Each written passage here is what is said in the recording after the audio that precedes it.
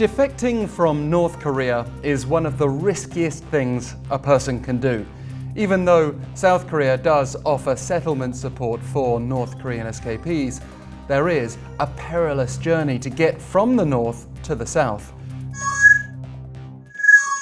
Crossing directly over the inter-Korean border carries the very real and proven risk of being shot by North Korean soldiers. Land routes via other countries are also filled with the danger of repatriation by less sympathetic governments or being trapped by human traffickers. Then there's getting to South Korea by sea, as a group of nearly 10 North Koreans, presumed to be a family, did via a fishing boat earlier this month. But if caught, defectors trying to reach South Korea face particularly harsh punishments, even the death penalty. No easy ways indeed, but there were still more than 1,000 North Korean defectors arriving in South Korea every year for several years until 2020, when the number dropped off dramatically. If you look at the South Korean Unification Ministry's numbers from the last decade, you can see that in 2013, more than 1,500 North Korean defectors did come to South Korea.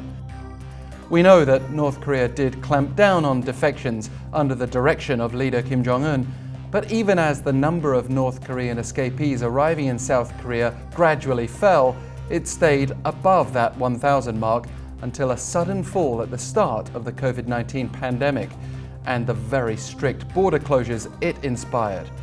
From just 229 in 2020, the figure dropped to the 60s over the last couple of years.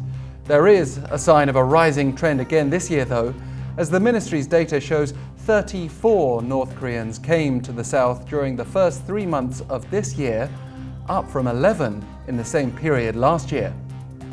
And while the influx is still relatively low compared with before the pandemic, there's another set of numbers that may suggest the defectors that are getting to the south have a valuable story to tell. A record 64 North Korean defectors received financial rewards last year in exchange for providing valuable information about their former homeland, according to more data from the Unification Ministry, as submitted to lawmaker Kim Sang-hee of the main opposition Democratic Party. This is separate from the housing and other subsidies that are given to North Koreans regardless of any intelligence they might have. Looking back on the number of defectors being offered rewards for information since 2014, it's been no higher than double digits, even when thousands of North Koreans were arriving in South Korea. But last year, while only 67 defectors were able to reach the south, 64 people were rewarded.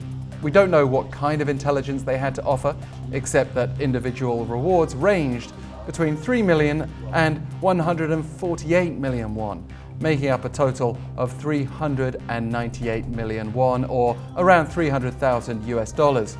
Admittedly, that's far from the highest reward total on the list, but we still have this unusually high number of rewards last year, and it suggests that the people who escaped had sufficient access to intelligence deemed valuable.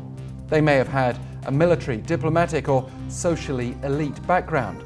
For context, the high-profile diplomat turned defector turned South Korean lawmaker Tae Yong-ho, who entered South Korea in 2016, is understood to have received a reward of 100 million won. We also have recent defector testimony, which helps us to understand at least some of the motivation driving current escapes. That group of North Koreans I mentioned before, the presumed family who fled aboard a fishing boat, they said they had admired South Korean society after accessing South Korean television content, according to the National Intelligence Service here. We've heard that kind of pull factor before, which is one of the reasons North Korea tries to prevent its people from accessing such content. But the NIS also said they decided to defect as they grew exhausted of the North Korean regime amid tightened social control stemming from the pandemic. Details are always limited in these cases in order to protect the identities of North Korean defectors out of consideration for their safety as well as that of any relatives they may still have in the north. Once this family is done with an initial questioning period and they've confirmed their desire to defect to South Korea, they'll undergo a 12-week resettlement education program geared towards helping them adjust to a very different social system in South Korea. We'll keep looking into the situation facing and surrounding North Korean defectors, and we'd like to keep bringing you news from around the Korean Peninsula, so please like and subscribe and help our channel grow.